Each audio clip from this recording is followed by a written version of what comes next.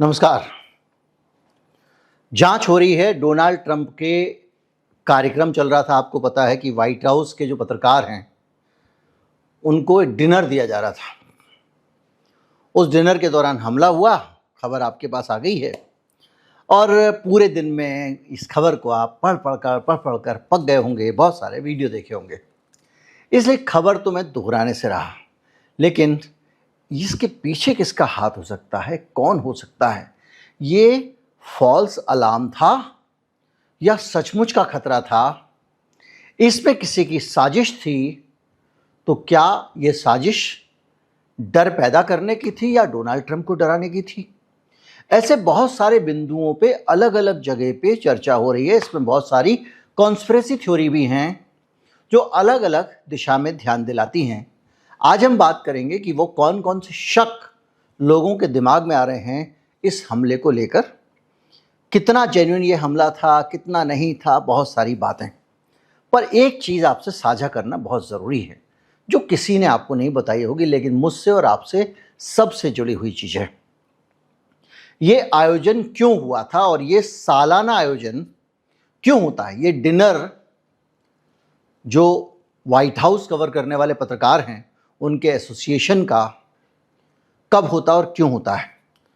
तो मैं आपको बताऊं कि 1791 में इसी दिन, ये बहुत महत्वपूर्ण जानकारी है, सबको पता होना चाहिए और ये पूरी दुनिया के लिए महत्वपूर्ण है। भारत पे भी, भारत के लिए आज की तारीख में और ज़्यादा महत्वपूर्ण है। अमेरिका के संविधान का पहला अमेंडमेंट हुआ था, फर्स्ट अमेंडमेंट, यानी पहला संविधान संशोधन।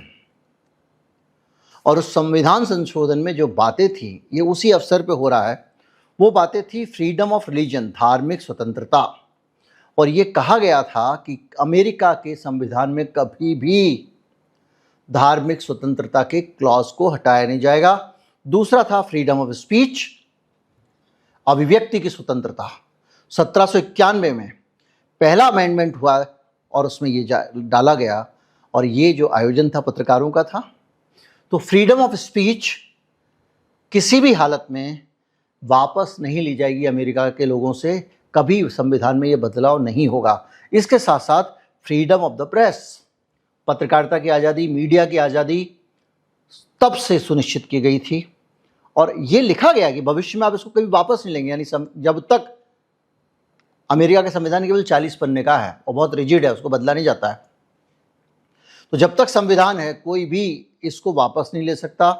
और इसके साथ साथ फ्रीडम ऑफ असेंबली, यानी इकट्ठे होकर प्रदर्शन करना, सरकार का विरोध करना, और साथ साथ राइट और टू पिटीशन, यानी कोई भी किसी भी सरकार की नीति के खिलाफ कोई भी आदमी अपील कर सकता है। और ये अपने आप में बहुत सारी चीज़ें कहता है। ये इसमें जो चीज़ें हैं और भी हैं, जैसे कि इसमें बहुत सारे लिमिटेशंस भी थी, कहाँ कहाँ कौन कौन सी अनुमति हो सकती है, लेकिन वो लिमिटेशन ऐसी नहीं थी कि सरकार को अधिकार है। जैसे स्कूल को में बच्चे भाषण दे रहे हैं, कुछ कर रहे हैं, उन सब चीज़ों को लेकर था। खैर, ये उस एक दुनिया के सबसे महत्वपूर्ण अवसर का आयोजन था। आज की घटना से इस फर्स्ट अमेंडमेंट का कोई कनेक्शन नहीं है, लेकिन फर्स्ट अमेंडमेंट के बारे में अगर हम याद कर लें एक बार, बहुत ज़रूरी है, क्योंकि ये सारी चुनौतियाँ आज भारत में हम झेल रहे हैं। आज हम भारत में इन सारी तरह की आज़ादियों के लिए खतरे झेल रहे हैं। बार बार रिपोर्ट्स आ रही हैं, दुनिया भर की आ रही हैं, अमेरिका की आ रही हैं। हम लोगों को, सानूकी वाले लोग हैं, कोई फ़र्क नहीं पड़ता, जब तक मेरे घर में राशन है दुनिया भूखी मरे। खैर, अब हम बात करेंगे कि ये क्या क्या कहानियाँ हैं, कौन कौन से षड्यंत्रों की बात हो रही है डोनाल्ड ट्रंप के बारे में। मैं हूँ गिरिजेश वशिष्ठ, आप देख रहे हैं नॉकिंग न्यूज़ का यूट्यूब चैनल।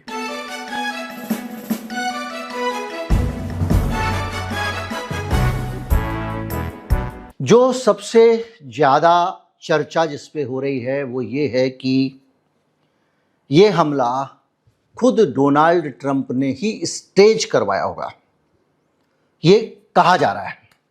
अभी जांच की कोई रिपोर्ट नहीं आई है। क्यों कराया होगा, इसके बहुत सारे कारण बताए जा रहे हैं।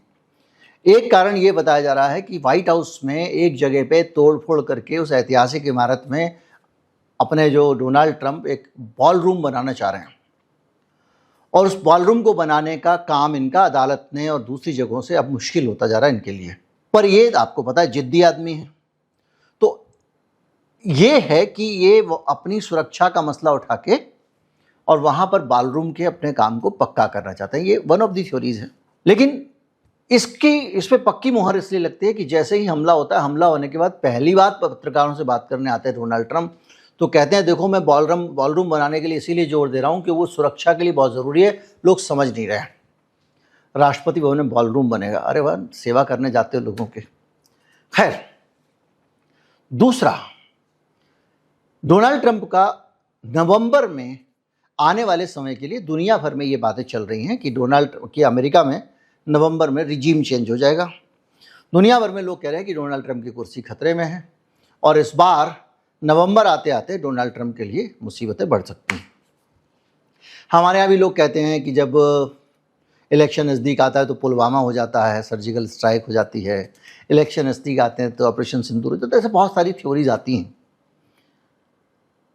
कैसे एक हिस्ट्री है अटल जी के ज़माने से, जब बीजेपी सरकार में होती है तो चुनावों से पहले पाकिस्तान कुछ ना कुछ खुरपैच करता है। कभी बात होगी तो अलग से सारी तारीखें दे देंगे आपको। तो अभी जो है डोनाल्ड ट्रंप के ऊपर भी ये आरोप लग रहा है कि ये नवंबर में इनकी पाँव खड़ रहे हैं, इसलिए अब ये फोकस हटाना चाहते हैं। ईरान के युद्ध पे पूरी दुनिया का इतना ध्यान लगा हुआ है कि ये वहाँ से निकल नहीं पा रहे, भाग नहीं पा रहे, तो इन्होंने उसके लिए ये किया है। तीसरा, ये सिंपैथी गेन करने का तरीका है डोनाल्ड ट्रंप का, क्योंकि उनकी अपना बैकग्राउंड उनका यही है, इलेक्शन के टाइम में भी यही हुआ था। हालांकि मैं ये मानता हूँ कि इतना बड़ा जोखिम कोई नहीं ले सकता। अगर एक गोली अगर यहाँ की जगह यहाँ घुस जाती क्या होता। अब ये मत कहिएगा कि दुनिया के लिए अच्छा होता, ये सब अच्छी बात नहीं, ऐसे नहीं बोलते हैं। फिलहाल अब इसके पीछे क्या प्लान हो सकता है उसका, आपके हमलावर का। अब एक थ्योरी ये हो रही है कि ट्रंप ने खुद नहीं कराया, फिर ये कि ये डोनाल्ड ट्रंप को धमकाने के लिए किसी ने कराया। दूसरी थ्योरी ये है। तो डोनाल्ड ट्रंप को कोई क्यों धमकाएगा, ये बड़ा सवाल है। उसके लिए एक चीज़ सब लोग जोड़ रहे हैं कि कैसे लगातार ईरान युद्ध के बीच में 1, 2, 3, 4, 5 में गिनाऊंगा, चूंकि आप मेरे रेगुलर वीडियो देखते, सारी घटनाएं आपको पता है। चाहे वो कतर का गैस का ठिकाना हो, चाहे कुवैत के साथ टाई अप होने के बाद हमला होना हो, चाहे इधर पूरा का पूरा समझौता हो गया पाकिस्तान में बैठ के अमेरिका और ईरान के बीच में, उसके बाद लेबनान में हमला हो जाना हो। ऐसे 15-20 उदाहरण हैं कि जब ईरान और अमेरिका के बीच में शांति होने लगती है या डोनाल्ड ट्रंप इस युद्ध से अपनी जान छुड़ा के निकलने को होता है, कोई ना कोई डिस्टर्बेंस क्रिएट कर देता है। एक जगह पे मिसाइल गिरा दी जाती है, हमला हो जाता है, लोग चिल्लाने लगते हैं कि ईरान ने किया है, बाद में पता चलता है कि ईरान ने तो किया ही नहीं था। ऐसे दसियों दफ़ा हुआ। जो अरब पार्टनर थे उनको भी प्रवोक करने के लिए शुरुआत में उनके ऊपर भी किसी ने डाल दिया। वो किसी कौन है जिसकी जब आप बात करते हैं तो लोग उसको जियोनिस्ट रजीम कहते हैं, कोई कुछ कहता है। बहरहाल इजराइल की सरकार यानी मोसाद और आपके नेतन्याहू। बहुत सारी चीज़ें ये हैं कि इसमें ये भी एक मान्यता है, धारणा है, ये सोच है कि नेतन्याहू नहीं चाहते कि अमेरिका वापस जाए, और ये तो वो खुल के भी कह चुके हैं। अरब देश भी नहीं चाहते और डोनाल्ड ट्रंप वापस निकलना चाहते हैं क्योंकि उनकी गुद्दी नहीं गद्दी और उनकी कुर्सी, ये सारी चीज़ें खतरे में हैं। क्योंकि अगर ईरान युद्ध इसी तरह खिंचता रहा, खर्चा होता रहा, हथियार ख़त्म हो गए हैं और लड़ने की हिम्मत नहीं है, सामने वाला झूठ मूठ का धमकी सह के और समझौता करने को तैयार नहीं है, वो कह रहा है मैं जीत रहा हूँ तो मेरे को धमकी सहूँ तुम्हारी, तो ऐसे में डोनाल्ड ट्रंप के लिए निकलना मुश्किल है। नवंबर तक निकलना है तो वो किसी भी तरह से ज़बरदस्ती निकल रहे हैं। तो दो इसमें भी मसले हैं। एक मसला ये है कि ट्रंप ने खुद करा लिया हो कि ईरान से ध्यान हटे, जो तो हमने बात की।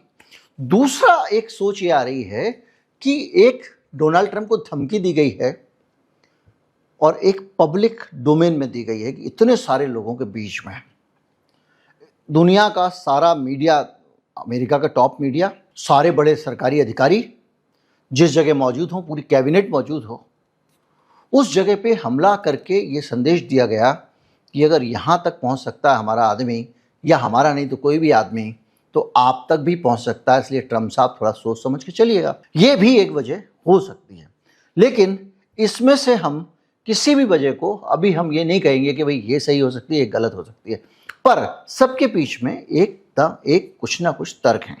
जैसे कि अगर डोनाल्ड ट्रंप ने खुद हमला कराया होता तो डोनाल्ड ट्रंप भाग रहे हैं जब वहां से उठ के, तो देखा आपने, इतना बदआभास है वो आदमी।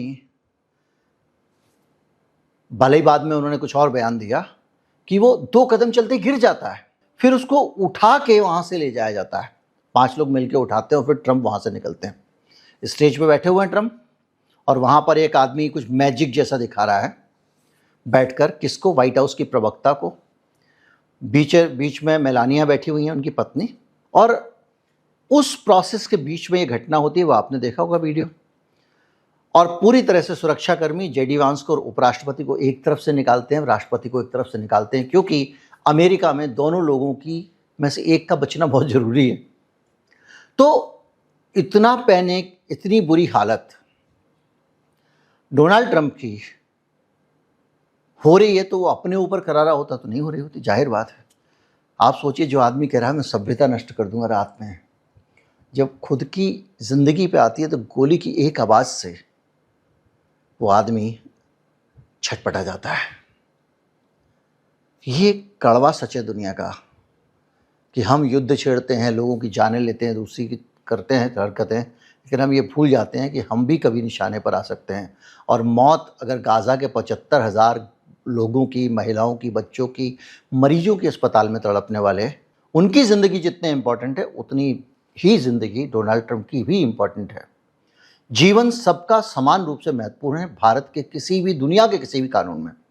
खैर, इस पूरे मामले में क्या हुआ क्या नहीं हुआ, ये बात समझ में नहीं आती है, क्योंकि इसमें बहुत सारी बातें हुई। जैसे अटैकर तुरंत पकड़ा गया, या तो अटैकर की हत्या हो जाती, तब आप मानते कि इसके पीछे कोई ना कोई साजिश रचने वाला है जिसने उसको निपटा दिया। उस केस में अंदर की साजिश की बात होती, यानी कि डोनाल्ड ट्रंप ने ये करवाया होगा, और डोनाल्ड ट्रंप ने हमला करके जब अंदर आ रहा था तो उसको मरवा दिया। पर वो जिंदा है और अपने बयान देने के लिए भी जिंदा है। निश्चित तौर पे कोई कितनी भी साजिश करे, सारे के सारे अधिकारी पुलिस के, जेल के, उसके साथ नहीं शामिल हो सकते, 1 या 2 लोग हो सकते हैं। तो ये एक अपने आप में बड़ा सवाल कि वो अटैकर जो है वो कौन था। अटैकर के बारे में भी बहुत सारी चीज़ें आ रही हैं, उस पर हम जाएंगे, लेकिन एक चीज़ मान के चलिएगा कि डोनाल्ड ट्रंप जितना घबराए हुए थे, उतना ही कई निश्चिंत लोग भी वहाँ पे देखे गए।